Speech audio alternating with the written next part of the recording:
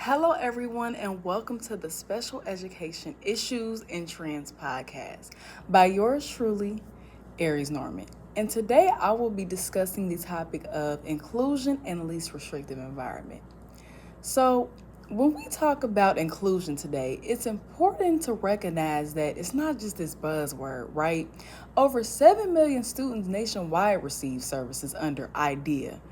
Of these students, 32% had a specific learning disability, which is the largest disability category. Another 19% had a speech or language impairment. 15% had other health impairments, such as chronic health conditions or ADHD, and 13% were identified with autism, a percentage that has grown steadily over the last 2 decades. This means that students with disabilities are now a major part of our school communities. At this point, inclusion isn't optional, it's the reality of modern education. And because of that, general education teachers really do need to be prepared to support a wide range of learning needs.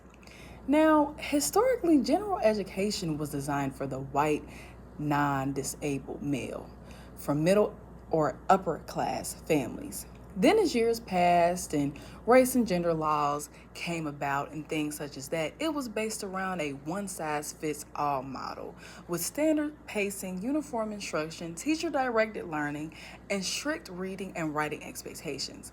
Students who learned differently, needed accommodation, or required behavior supports weren't considered in the design of schooling. And even though we're now in 2025, with more knowledge, more social awareness, and laws like IDEA created specifically to protect students with disabilities, some of these old mindsets still linger. There are still biases, discomfort, and misconceptions that show up in subtle ways. The growing number of students with special needs in our schools and the push for more inclusive general education classrooms can come as a shock or even feel like a burden to some general education teachers. The truth is, not all educators want to necessarily deal with students with disabilities, right? As a paraprofessional working in a disabilities classroom, I've often caught inklings of this sentiment. I often hear comments from general education teachers and other school staff, such as, "Is it hard to work in that classroom?" Or, "How do you do it?" Or even, "You're doing the Lord's work."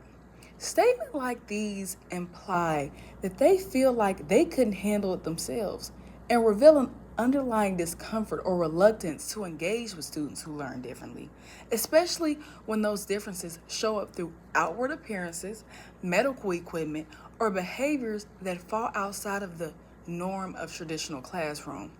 I can relate to this feeling as I originally wanted to be a general education teacher as well, because I felt it would be better or easier.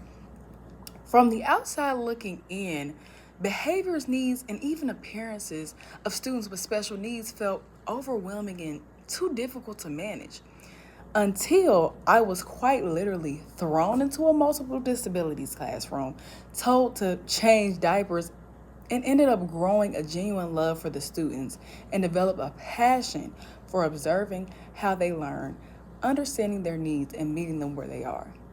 The same could be true for many general education teachers, minus the diaper part. Their reluctance often has reasons behind it. Not malice or disinterest, but a lack of training, limited understanding of inclusive practices, perceived lack of resources, or outdated belief systems shaped by what they think special education is.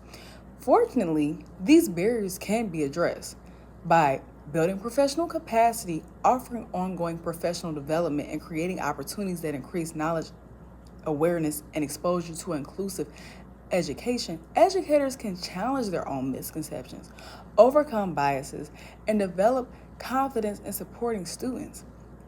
So, yeah, it's true that inclusion can't just rely on expectations alone.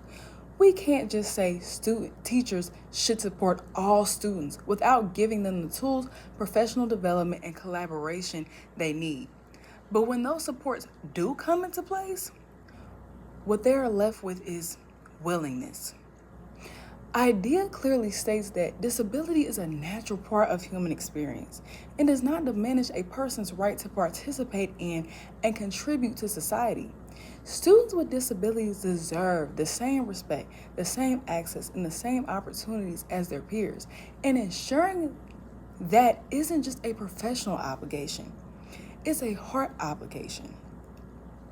It's an ethical obligation. It's about choosing to see humanity, capability, and potential in every student.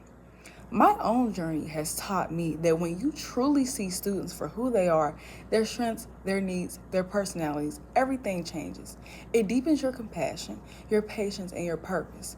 And moving forward, I'm committed to advocating for spaces where all students feel seen, valued, and inclusion for students with disabilities and special needs isn't just something that we should practice, but something that we should wholeheartedly believe and live by.